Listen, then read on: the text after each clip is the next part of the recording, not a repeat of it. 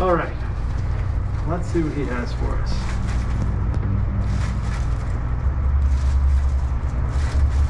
So like we were talking about earlier, finding the actual end range is important. So if you're just like pressing lightly on things, it doesn't help you.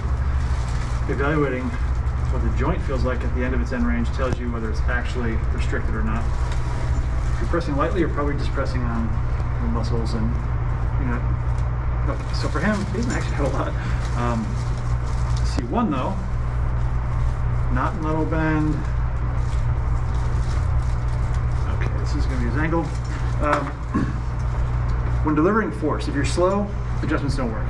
And oftentimes the patient will contract and it'll hurt because you're just stabbing tight muscles. So speed is really important. To generate speed, you need to have an explosive intent behind what you're doing. Now your intent is to move a short range of motion. So it's high velocity, low amplitude, meaning it's very quick, but it's a short duration.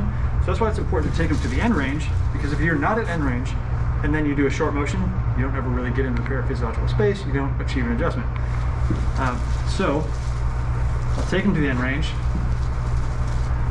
and the tension throughout my body is throughout my body. It's not just my arm moving. It's as though you're coughing. You feel like poof, that big bracing through your whole body movement. And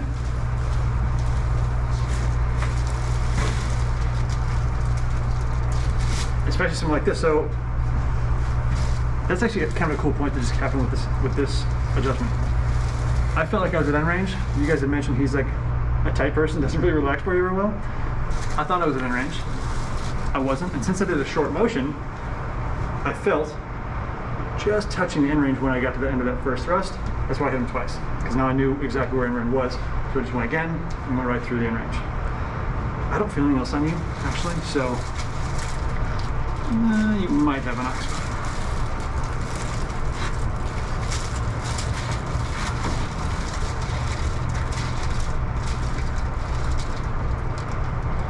So that's this. Does this sound comfortable? Yeah. So one thing you'll see with oxyputs sometimes is the musculature right on the side of the occiput here. So we have suboccipitals back here in this triangle, and then just off to the side, there's a series of muscles that run up and they attach here.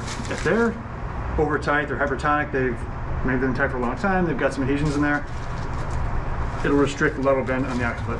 And that's what I feel in him. When you get to the end range, it wasn't super hard block. It was like this dense, difficult to push kind of block. The more you get into the palpation, the more you're able to identify those differences. But for somebody like that, you don't just say, well, it's not an adjustment, I'm gonna let it ride. This would be an indication for doing some soft tissue work, your choice of what type, whether it's instrument-assisted soft tissue mobilization, where you're actually digging on with a tool. Right here, I would just use my hands for this. Find the specific fibers. I could have them press back into it. Just push your head straight back. There you go. Hold that for 10 seconds, maybe 15. Have him relax. And then retest the motion. And you make sure you do that sort of stuff. If you don't address soft tissue components that are related to the restrictions you're finding, the restrictions just come back after you fix them. So, got him both. All right, let's flip you up and put the next person. All right.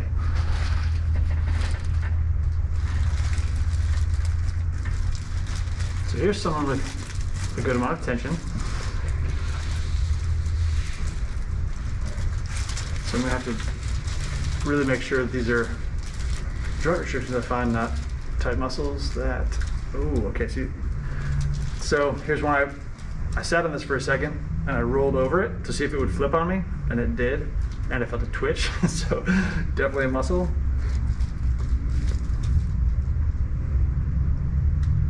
Okay, that's not,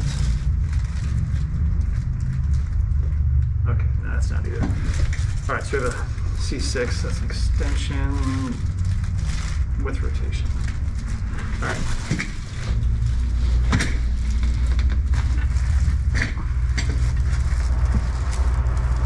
I don't know if you noticed my whole body go into that. as I adjust my hands.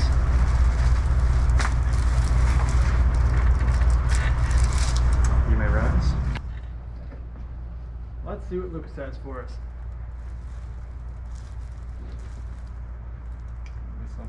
It's gonna be something.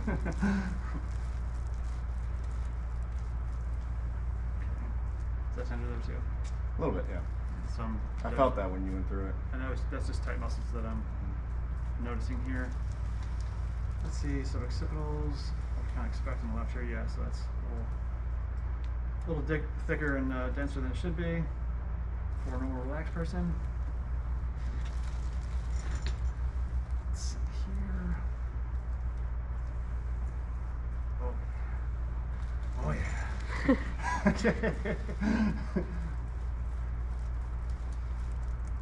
Sounds not bad. Maybe a little something there.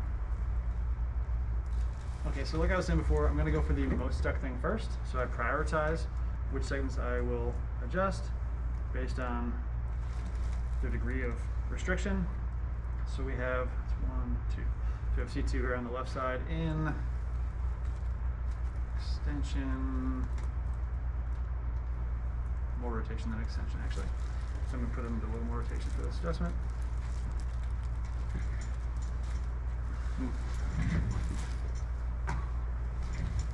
Not as noisy as the other, but check how that moves after I get this one.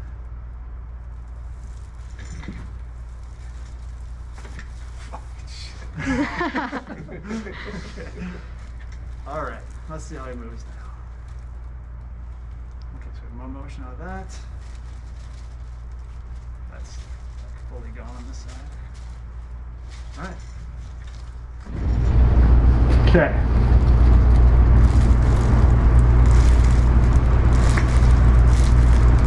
All right, so here's that muscle we had been noticing earlier.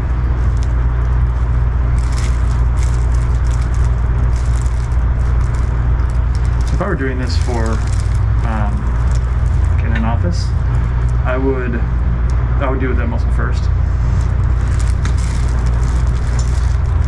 Since we're here for a demo, I'm not. I'm just going to make my contact soft enough where it doesn't contract on my fingers. So we're going to get you there. And, well, you got some upper traps really tight, huh? Mm-hmm.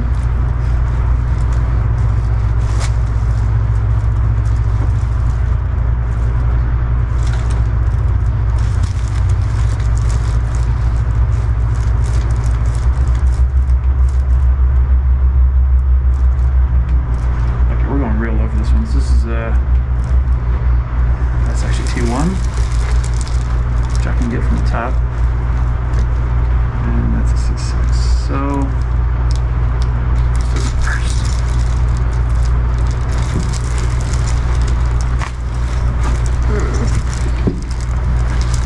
T1 is deep. That's why I actually wanted her trap to relax a little bit. One, I wanted to see if it was actual restriction or if it was just a tight muscle.